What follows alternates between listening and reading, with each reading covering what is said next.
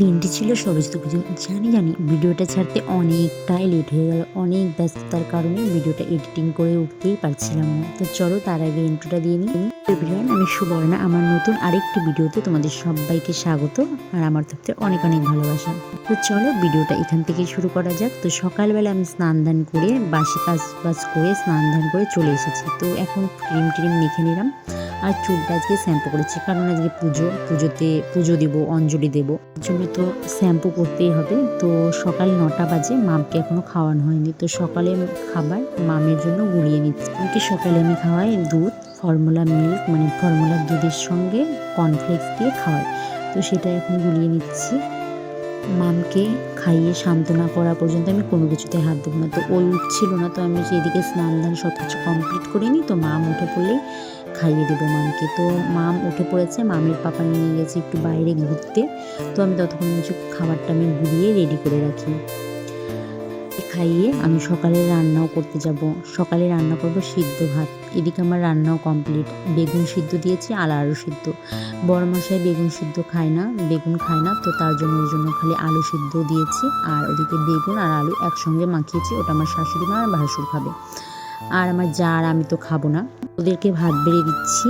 ভাত বাড়ার পরে তারপরে আমি যাব অন্য কোনো কাজে। রান্নাঘরের কাজ বাজ সেরে না গেলে ওটার আবার চিন্তা থাকবে যে রান্না আছে দুপুরে। তো দুপুরে রান্না করেছি, করাও হয়ে গেছে। ওদিকে মামের জলটাও বসিয়ে দিয়েছি স্নানের। দুপুরে রান্না করেছি আলু সিম ভাজা, বেগুন ভাজা আর পনিরের তরকারি, আর করেছি মাসকলাইয়ের ডাল। সকালের রান্নার পরে ওদের খেতে দিয়ে আমি দুপুরে রান্না করে নিয়েছি, কারণ সময় পাবো না, সময় একটুও হয়ে উঠবে না। কারণ 1টার মধ্যে পুরোহিত মশাই আসবে, ওদিকে অঞ্জলি দিতে হবে, পুজো দিতে হবে। তো এদিকে মামের খাবারটাও, ডালিয়াটাও রেডি করে রেখেছি, মামকে খাইয়ে স্নান করে দেবো।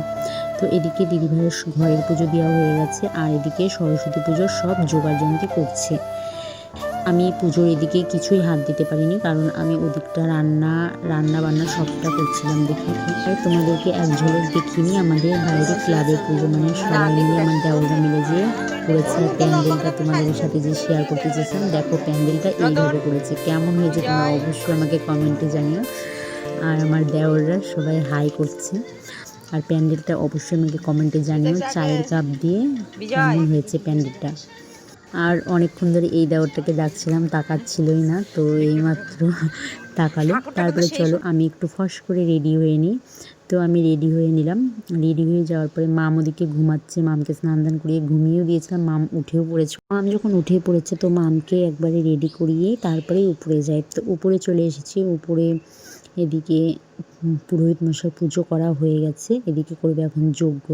তো পুজো কমপ্লিট। তো পুজো হয়ে যাওয়ার পরে তো মামের কয়েকটা ছবি তুলবো, আমার দুটো ছানার আর পিহু সোনার। তো পিহু তো চলে গেল ওদিকে। তো মামের কয়েকটা ছবি তুললাম, পিহুরও কয়েকটা ছবি তুলেছি আর ভিডিও করলাম। তো মামকে তারপরে নিয়েছি ক্লাবের পুজোতে। এখানে দেখতেই পারছো এদের ছবি তুললাম। তো এক ঝলক বাড়ির পুজোর প্রসাদ সবাইকে দিই। তো এদিকে দিদিভাই সবাই প্রসাদ মেখে সবাইকে প্রসাদ দিল। প্রসাদ দেওয়ার পরে তারপরে দিদিভাই ওখানে খেতে বসে গেছে, আর আমার মাম আছে ওর পাপার কাছে। আজকে সরস্বতী পুজোটা এইভাবে আনন্দ করে এইভাবেই আমরা কাটালাম। তোমরা কিভাবে কাটিয়েছো অবশ্যই আমাকে কমেন্টে জানিও। তোমরা কোথায় কোথায় ঘুরতে গেছো? হ্যাঁ, আমরাও যাব ঘুরতে বিকালে। তোমাদের সাথে সেটার ব্লগও শেয়ার করব। বিকালে কিভাবে ঘুরতে গেছি, কোথায় কোথায় ঘুরতে গেছি, কি কি খেয়েছি। আর আমি মামকে না চুড়ি পরাতেই ভুলে গেছিলাম, তারপরে পরে চুড়ি পরিয়ে দিয়েছি।